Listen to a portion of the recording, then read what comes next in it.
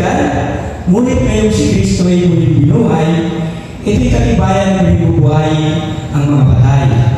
Kung paano dumating ang kamatayan sa pamamagitan ng isang tao, ngayon din naman dumating ang muling pagkabuhay sa pamamagitan din ng isang tao. Sapagkat kung paano mamamatay ang lahat dahil sa kanilang kaugnayan kay Adan, ngayon din naman mabubuhay ang lahat dahil sa kanilang kaugnayan kay Kristo. Purihin po ang salita ng Panginoon. Nais na po kayo papalit sa atin ng mga talatang ito ang dalawang katotohanan. Ano po yung unang katotohanan?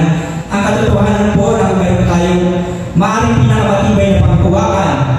Ano po? Ito po patungkol po sa pagkabuhay na maguli. Ito po ay yung pagkabuhay po ng ating Panginoon sa Kristo. Maraming po tao na ang nag-aakala na pagkamatay na dito ngayon ay wala na pagkabuhay maguli. So tayo bilang mga mananampalataya ng Panginoon, paghawakan po natin yan.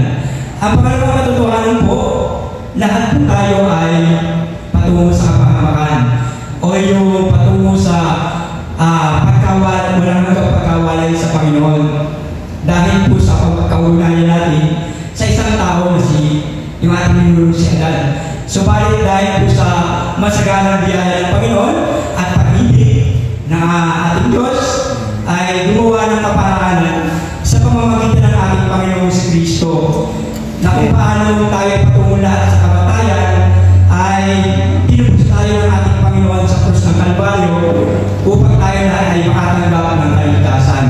Kaya po, huwag natin baliwalain o ipagsawalang bahala ang kaligtasan na ito. Ibahagi po natin sa iba. Sabi nga po ng Panginoon, ang sino mang ikahiya ko sa harap ng mga tao ay ikahiya ko rin sa harap ng aking Ama na nasa langit. Amen po ba? Amen. Tayo po ay po para po sa ating buwan na panalangin. Ang maraming Diyos na makapangyarihan sa lahat. Lubos po kami nagpapasalamat sa umaga ito. Tunay na biyaya po agad na kami po lahat ay narito. Alam po namin, Panginoon, na wala po kami magagawa sa karangan ng mga sarili, kundi tanging sa iyong mga biyaya at napaglan po kami lagi umaasa.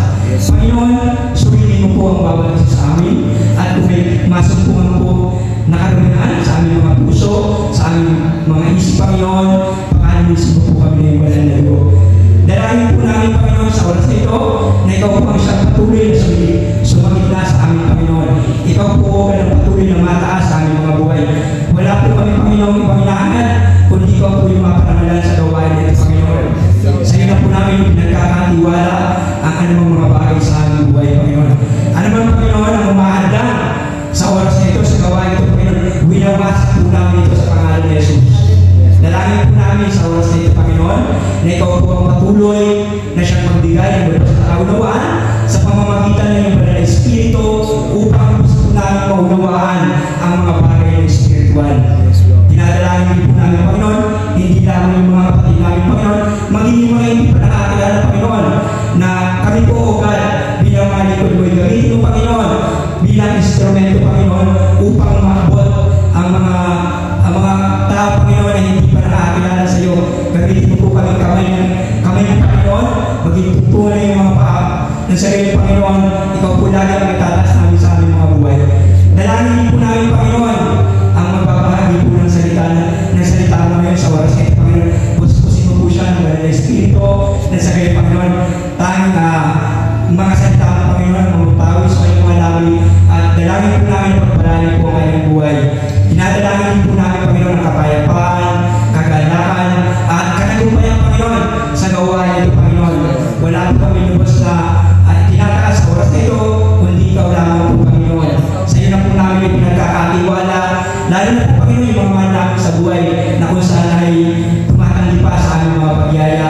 Naniniwala kami, Panginoon, sabi mo nga, ang lahat ng bagay sa sinin ng langit ay may tamang panahon. Kaya naman, Panginoon, sa iyo po kami nagtitiwala. Kami po, Panginoon, wala kami magagawa kundi ang umasa sa iyong biyaya at kaabag.